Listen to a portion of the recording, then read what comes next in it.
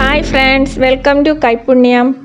ഇന്ന് ഞാനൊരു 3K സെലിബ്രേഷന് വേണ്ടി കുറച്ച് ബിരിയാണിയാണ് ചെയ്യുന്നത്. എൻ്റെ മോൻ്റെ ഫ്രണ്ട്സിനെല്ലാം കുറച്ച് ഫുഡ് കൊടുത്തിട്ടുണ്ട്. അവരെല്ലാം വേണമെന്ന് പറഞ്ഞ്, അതുകൊണ്ട് ചുമ്മാ ചെറുതായിട്ടൊരു 3K സെലിബ്രേഷനാണ്. ആ ബിരിയാണി റെസിപ്പി ഞാനിവിടെ തന്നെ അപ്ലോഡ് ചെയ്യുന്നുണ്ട്. നിങ്ങളെല്ലാവരും കണ്ട് എൻജോയ് ചെയ്യണം. 2 കിലോ ബിരിയാണിയാണ് ചെയ്യുന്നത്. അതിന് വേണ്ട അളവുകളും എങ്ങനെയാണ് ചെയ്യുന്നതെന്നും എല്ലാം ഞാൻ ഈ വീഡിയോയിലൂടെ പറയുന്നതാണ്. ഇനി ഇത് എങ്ങനെയാണ് ചെയ്യുന്നതെന്നും ഇതിന് വേണ്ട സാധനങ്ങൾ എന്തൊക്കെയാണെന്ന് നമുക്ക് നോക്കാം. ഇതിന് വേണ്ടത് പട്ട, ഗ്രാമ്പു, ഏലക്ക. 2 കിലോ ബിരിയാണിക്ക് ഞാനിവിടെ 800 ഗ്രാം സവാള എടുത്തിട്ടുണ്ട്. ഇല്ലെങ്കിൽ 1 കിലോ സവാള കൂടെ എടുക്കാം. ഒരു 8-10 പച്ചമുളക്, 150 ഗ്രാം ഇഞ്ചിയും 200 ഗ്രാം ഇഞ്ചിയും 150 ഗ്രാം വെളുത്തുള്ളി, ഒരു 300 ഗ്രാം തക്കാളി, പിന്നെ മുളക് പൊടി, മല്ലിപ്പൊടി, മല്ലിയില, ഇതെല്ലാമാണ് ഇതിന് ആവശ്യമായ സാധനങ്ങൾ. ഇനി നമുക്ക് ഇതെങ്ങനെയാണ് ചെയ്യുന്നതെന്ന് നോക്കാം.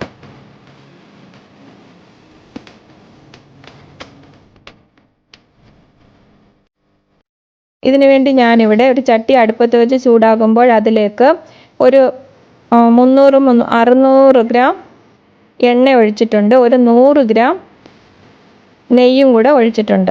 അത് ചൂടാകുമ്പോൾ അതിലേക്ക് നമ്മൾ എടുത്തു വെച്ചിരിക്കുന്ന പട്ടയും ഗ്രാമ്പും ഏലക്കായും എല്ലാം ഒന്ന് ഇട്ട് കൊടുക്കണം. വേറെ എന്ത് സ്പൈസസ് ഇതിന് ആവശ്യമില്ല. ഇത് 3 മാത്രം മതിയാവുന്നതാണ്. ഇതൊന്ന് നല്ല എണ്ണയിൽ കിടന്നൊന്ന് നല്ല മണം വരുമ്പോൾ ഇതിലേക്ക് നമ്മൾ അരിഞ്ഞു വെച്ചിരിക്കുന്ന സവാള ഇട്ട് കൊടുക്കണം. സവാള 1 കിലോയ്ക്ക് 400 ഗ്രാം സവാള എന്നാണ് കണക്ക്. 400 ഇല്ലെങ്കിൽ 500 ഗ്രാം വരയ്ക്ക് നമുക്ക് ഉപയോഗിക്കാവുന്നതാണ്. ഞാൻ 2 കിലോയ്ക്ക് 800 ഗ്രാം സവാള ചെറുതായി അരിഞ്ഞത് ഇട്ട് കൊടുക്കുന്നുണ്ട്. ഇത് എണ്ണയിൽ കിടന്ന് നല്ല ഒന്ന് വഴണ്ട് വരണം.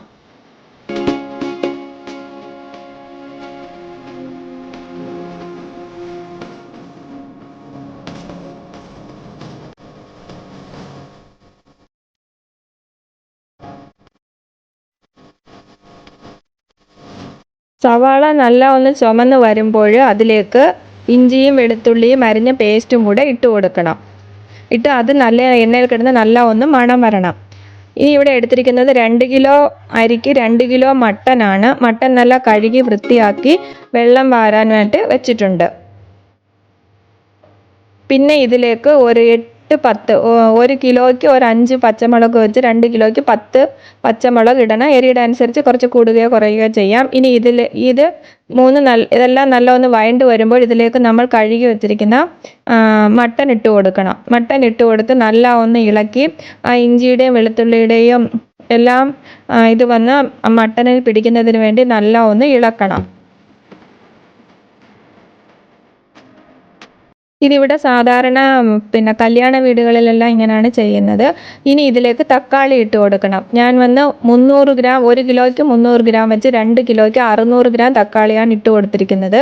ഇനി ഇതിലേക്ക് 1 കെട്ട് മല്ലിയിലയും 1 കെട്ട് പുതിന ഇലയും ഇട്ട് കൊടുക്കണം.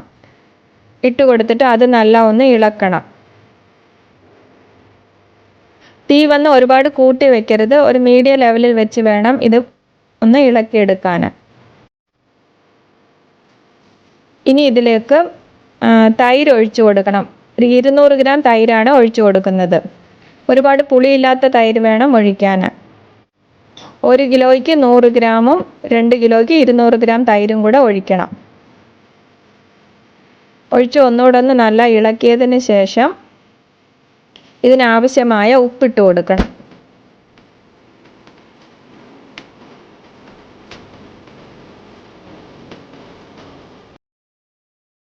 ഇനി ഇതിലേക്ക് 4 സ്പൂണ് മുളക് പൊടി ഇട്ട് കൊടുക്കണം. പിന്നെ 1 സ്പൂൺ മഞ്ഞൾപ്പൊടി ഇട്ട് കൊടുക്കണം. പിന്നെ വേണമെങ്കിൽ 1 സ്പൂൺ ഗരം മസാല ചേർക്കാം.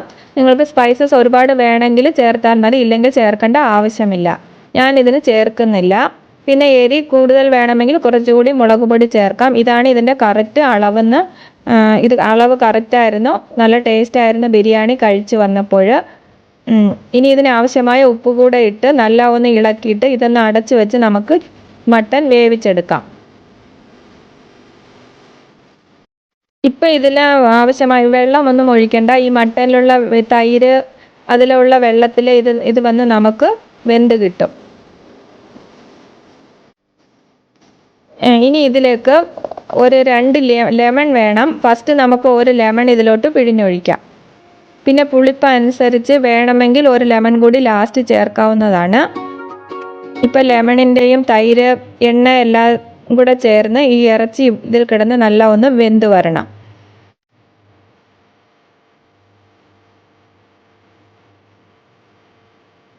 നമ്മൾ ഇറച്ചി വേവുന്ന സമയം കൊണ്ട് നമുക്ക് ഇതിനുള്ള അരി വന്ന് കഴുകി ഒന്ന് നനയാൻ വെക്കാം. ഞാനിവിടെ ഇന്ത്യ ഗേറ്റിൻ്റെ അരിയാണ് എടുത്തിരിക്കുന്നത്. ഇത് ഒരു വെള്ളം കഴുകിയതിന് ശേഷം ഒരുപാടിട്ട് ഇളക്കുകയൊന്നും ചെയ്യരുത്. ഒരു വെള്ളം ഒഴിച്ച് കഴുകിയതിന് ശേഷം ഇനിയൊരു വെള്ളം ഒഴിച്ച് കുതിരാൻ വെക്കണം. ഒരു 15-20 നിമിഷം വേണം നമുക്ക് അരി കുതിരാൻ വെക്കാൻ. ഇങ്ങനെ അരി കുതിരുന്ന സമയം കൊണ്ട് നമുക്ക് വേറൊരു പാത്രത്തിൽ അരി വേവിക്കുന്നതിനുള്ള വെള്ളം വെക്കണം. ആ വെള്ളത്തിന് കണക്കൊന്നുമില്ല. ചുമ്മാ ഒരു പാത്രം എടുത്ത് അതിലേക്ക് കുറച്ച് വെള്ളം എടുത്ത് ഒന്ന് തിളപ്പിക്കാൻ വെക്കണം. ഇങ്ങനെ തിളച്ച് വരുമ്പോൾ അതിലേക്ക് നമ്മൾ കഴുകി വെച്ചിരിക്കുന്ന അരി ഇട്ട് കൊടുക്കണം. ഇതിനാവശ്യമായ ഉപ്പ് കൂടെ ഇട്ട് കൊടുക്കണം. ഇങ്ങനെ അരി വന്ന് വെള്ളത്തിൽ വേവിക്കാതെ നമ്മൾ ഡയറക്റ്റായിട്ട് ഇറച്ചിക്കകത്തോട്ടിട്ട് കൂടെ എടുക്കാം. അങ്ങനെ ചെയ്യുമ്പോൾ ഒരുപോലെ പശപ്പ് പോലെ വരും. അതുകൊണ്ടാണ് ഞാൻ ചെറുതായിട്ടൊന്ന് വെള്ളത്തിലിട്ടൊന്ന് വേവിച്ചെടുക്കുന്നത്. ഒരുപാടൊന്നും വേകരുത്. 90% 80% ഒന്നും വേകേണ്ട ആവശ്യമില്ല. വെള്ളത്തിലിട്ട് വെള്ളം ഒന്ന് തിളച്ച് വരുന്ന സമയത്ത് നമുക്ക് ഈ അരി ഒന്ന് ഈ വെള്ളത്തിൽ നിന്ന് മാറ്റാവുന്നതാണ്. ഇപ്പം നല്ല തിളച്ച് വരുന്നുണ്ട്. ഈ സമയത്ത് നമുക്ക് അരി ഇതിൽ നിന്ന് മാറ്റിയെടുക്കാവുന്നതാണ്.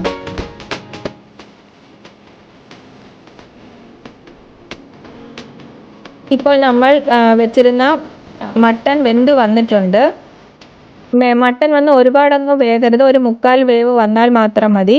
പിന്നെ നമ്മൾ ദമ്മിടുമ്പോൾ കുറച്ചുകൂടി അത് വെന്ത് കിട്ടും നമുക്ക്. ഇനി ഇതിനാവശ്യമായ വെള്ളം ഒഴിച്ചു കൊടുക്കണം. നമ്മൾ 1 കിലോ 2 കിലോ അരിയാണ് എടുത്തിരിക്കുന്നത്. ആ 2 കിലോ അരിക്ക് നമ്മൾ 1 കിലോയ്ക്ക് 800 ഗ്രാം വെള്ളം ഒഴിച്ചാൽ മതി കേട്ടോ. കൂടുതൽ ഒഴിച്ചാൽ അരി കുഴഞ്ഞു പോകാൻ സാധ്യതയുണ്ട്.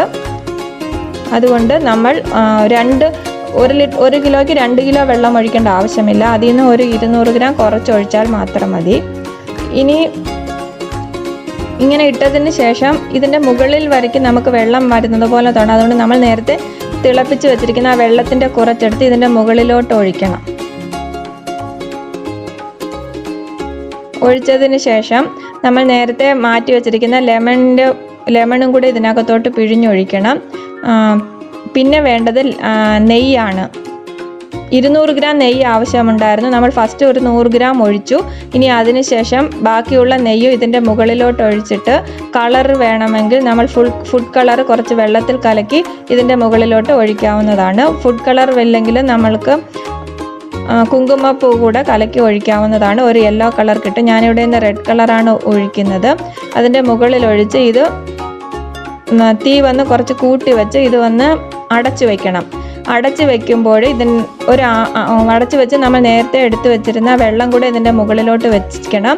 ഒരു 5 നിമിഷം കഴിയുമ്പോൾ സൈഡ് വഴി ആവി വരും. അപ്പോൾ നമ്മൾ തുറന്ന് ഇതൊന്ന് ചെറുതായിട്ടൊന്ന് ഇളക്കി വെക്കണം. ചെറുതായിട്ട് ഇളക്കി എടുത്തതിന് ശേഷം വീണ്ടും തീ സിമ്മിൽ വെച്ച് ഒരു 15 നിമിഷം എടുത്താൽ നമുക്ക് ടേസ്റ്റ് ആയിട്ടുള്ള ബിരിയാണി റെഡിയാവും. 15 നിമിഷം കഴിയുമ്പോൾ ഇതുപോലെ ആവി വരും. ആ സമയത്ത് നമുക്കിതെടുത്ത് മാറ്റാവുന്നതാണ്. ഒരുപാടിട്ട് അങ്ങ് ഇളക്കരുത്. ഇളക്കിയാൽ അരി വന്ന് പൊടിഞ്ഞു പോകാൻ സാധ്യതയുണ്ട്. അതുകൊണ്ട് അടിയിലുള്ള ചോറ് എടുത്ത് മുകളിലോട്ട് ഇട്ടതിന് ശേഷം ഇതേപോലെ അടച്ച് വെച്ച് ഒരു 15 നിമിഷം സിമ്മിൽ വെച്ച് വേവിച്ചെടുത്താൽ നമുക്ക് ടേസ്റ്റ് ആയിട്ടുള്ള ബിരിയാണി റെഡിയാവും. ഇപ്പോൾ 15 നിമിഷം കഴിഞ്ഞിട്ടുണ്ട്. ഇപ്പോൾ ചോറെല്ലാം വെന്ത് വെള്ളമെല്ലാം വറ്റി നല്ല കറക്റ്റായിട്ട് വന്നിട്ടുണ്ട്. ചോറൊന്നും നല്ല പൊടിഞ്ഞിട്ടില്ല. അതേപോലെ തന്നെ ഇരിപ്പുണ്ട്. നിങ്ങൾ ഇതേപോലെ തന്നെ ചെയ്ത് നോക്കണം. 3K സെലിബ്രേഷൻ ആയതുകൊണ്ട് എൻ്റെ മോൻ്റെ ഫ്രണ്ട്സിനെല്ലാം ഞാൻ ബിരിയാണി ചെയ്ത് കൊടുക്കുകയാണ്. അവരെല്ലാം നല്ല ടേസ്റ്റാണെന്ന് പറഞ്ഞു. ബിരിയാണി വെച്ച് ഞാനിവിടെ ഒരു സ്വീറ്റും ചെയ്തിട്ടുണ്ട്. പിന്നെ ബീഫ് ഫ്രൈയും ചെയ്തിട്ടുണ്ടായിരുന്നു. എല്ലാവർക്കും നല്ല ഇഷ്ടപ്പെട്ടു. നല്ല ടേസ്റ്റാണെന്ന് പറഞ്ഞു. നിങ്ങൾ ഇതേപോലെ തന്നെ ചെയ്ത് നോക്കണം. നമ്മൾക്ക് കുഴയാതെ നല്ല ടേസ്റ്റായിട്ട് കിട്ടും. നിങ്ങളെല്ലാവരും ചെയ്ത് നോക്കുമെന്ന് വിശ്വസിക്കുന്നു. എൻ്റെ ഈ ചാനൽ ആദ്യമായിട്ടൊക്കെയാണ് കണ്ടുകൊണ്ടിരിക്കുന്നതെങ്കിൽ നിങ്ങൾ സബ്സ്ക്രൈബ് ചെയ്യണം, ലൈക്ക് ചെയ്യാനും ഷെയർ ചെയ്ത് കൊടുക്കാനും മറക്കരുത്. ഇനി സിമ്പിൾ റെസിപ്പീസിന് എൻ്റെ ഈ ചാനൽ നിങ്ങൾ കാണണം. Thank you.